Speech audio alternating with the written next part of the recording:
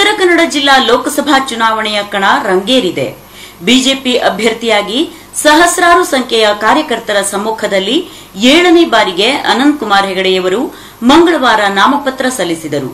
ಈ ಸಂದರ್ಭದಲ್ಲಿ ಮಾಜಿ ಸಿಎಂ ಜಗದೀಶ್ ಶೆಟ್ಟರ್, ಶಾಸಕರುಗಳಾದ ಸುನೀಲ್ ನಾಯ್ಕ್, ದಿನಕರ್ ಶೆಟ್ಟಿ ಹಾಗೂ ಶ್ರೀಮತಿ ರೂಪಾಲಿ ನಾಯ್ಕ್ ರವರು ಉಪಸ್ಥಿತರಿದ್ದರು.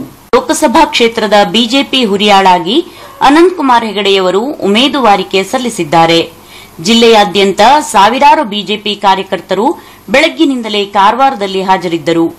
ಆರಂಭದಲ್ಲಿ ಕಾರವಾರ ಅಮದಳ್ಳಿಯ ಗಣಪತಿ ದೇವಸ್ಥಾನದಲ್ಲಿ ಹಾಗೂ ಬಾಡದ ದೇವಸ್ಥಾನದಲ್ಲಿ ವಿಶೇಷ ಪೂಜೆ ಸಲ್ಲಿಸಿದ ಅನಂತಕುಮಾರ್ ಹೆಗಡೆಯವರು ಬಳಿಕ ಜಿಲ್ಲಾ ಚುನಾವಣಾಧಿಕಾರಿಗಳ ಬಳಿ ತೆರಳಿ ತಮ್ಮ ನಾಮಪತ್ರ ಸಲ್ಲಿಸಿದರು.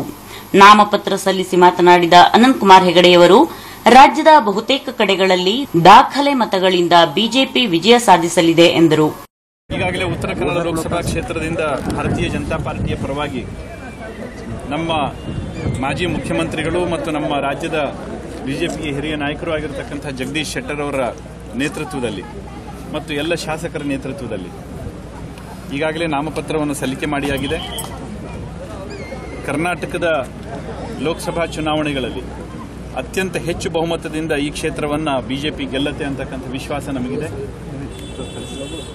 ದೇಶದಲ್ಲಿ ಒಂದು ಹೊಸ ಬದಲಾವಣೆ ತರಲಿಕ್ಕೋಸ್ಕರ, ದೇಶದ ಅಭಿವೃದ್ಧಿಗೋಸ್ಕರ ಒಟ್ಟಾರೆ ಭಾರತೀಯ ಜನತಾ ಪಾರ್ಟಿ ಏನೊಂದು ಕ್ರಾಂತಿಕಾರಕ ಹೆಜ್ಜೆಗಳನ್ನು ಇಡುತ್ತಾ ಇದೆ.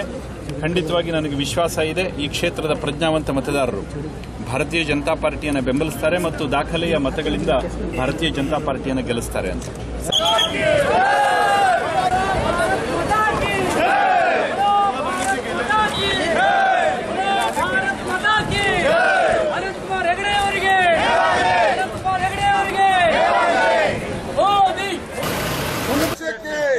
ಈ ಸಂದರ್ಭದಲ್ಲಿ ಮಾತನಾಡಿದ ಮಾಜಿ ಮುಖ್ಯಮಂತ್ರಿ ಜಗದೀಶ್ ಶೆಟ್ಟರ್ ಅವರು, ಕರಾವಳಿ ಭಾಗ ಬಿಜೆಪಿ ನೆಲೆಯಾಗಿದೆ.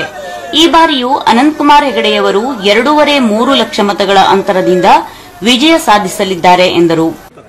ಇವತ್ತು ಪ್ರಜ್ವಲ್ ರೇವಣ್ಣ ಆಗಲಿ ಅಥವಾ ಇನ್ನೊಬ್ಬರು ನಮ್ಮ ಯಾರು ನಿಖಿಲಗೌಡರಾಗಲಿ, ಅವ್ರೇನು ಹೋರಾಟ ಆಗಲಿ, ಜನ ಅಲ್ಲಿ ಸಿನಿಮಾ ಆಕ್ಟರ್ ಸಿನಿಮಾ ಕೆಲಸ ಮಾಡೋಂಥವ್ರು ಬಂದು ಇಲ್ಲಿ ಈಗ ತಕ್ಷಣ ಬಂದು MP ಇಲೆಕ್ಷನ್ ಇಲ್ತಾರೆ, ಒಂದು ಕಾರ್ಪೊರೇಷನ್ ಇಲೆಕ್ಷನ್ ಇಲ್ಲ, ಮುನ್ಸಿಪಾಲಿಟಿ ಇಲೆಕ್ಷನ್ ಇಲ್ಲ, MLA ಇಲೆಕ್ಷನ್ ಇಲ್ಲ, ಸೀದಾ ಹೊತ್ಕೊಂಡು ಬಂದು ಇಲ್ಲಿ ಇಲೆಕ್ಷನ್ ಇಲ್ಲೋದಾದ್ರೆ ಇದಕ್ಕೇನು ಕುಟುಂಬ ರಾಜಕಾರಣ ಅಂತಿರೋ ಅಥವಾ ಹೋರಾಟದ ಹಿನ್ನೆಲೆಯಲ್ಲಿ ಬಂದಂಥವ್ರು ಅಂತಿರೋ. ಕೆಲವು ಬಂದಿರ್ತಾರೆ ಫ್ಯಾಮಿಲಿ ಮೆಂಬರ್ಸ್, ಹೋರಾಟದ ಹಿನ್ನೆಲೆ ಇಟ್ಕೊಂಡು ಬಂದವರು ಇವತ್ತು ರಾಜಕಾರಣದಲ್ಲಿ ಇದ್ದಾರೆ, ಅದೇನು ಪ್ರಶ್ನೆ ಅಲ್ಲ. ಆದರೆ ಏನೋ ಅಡ್ರೆಸ್ ಇಲ್ದಂಥವ್ರು ಒಂದು JDS ಪಕ್ಷವನ್ನು ಹೆಂಗಾದ್ರೂ ಮಾಡಿ ಕುಟುಂಬದ ಕಂಟ್ರೋಲ್ನಲ್ಲಿ ಉಳ್ಕೋಬೇಕಂತ ಹೇಳಿ ಇವತ್ತು ಈ ಹುಂಡ ನಡೆದಿದೆ. ಇದು ಬಹಳ ಜನ ನಡೆಯಲಿಲ್ಲ ಅಂತ ಹೇಳ್ತಾರೆ.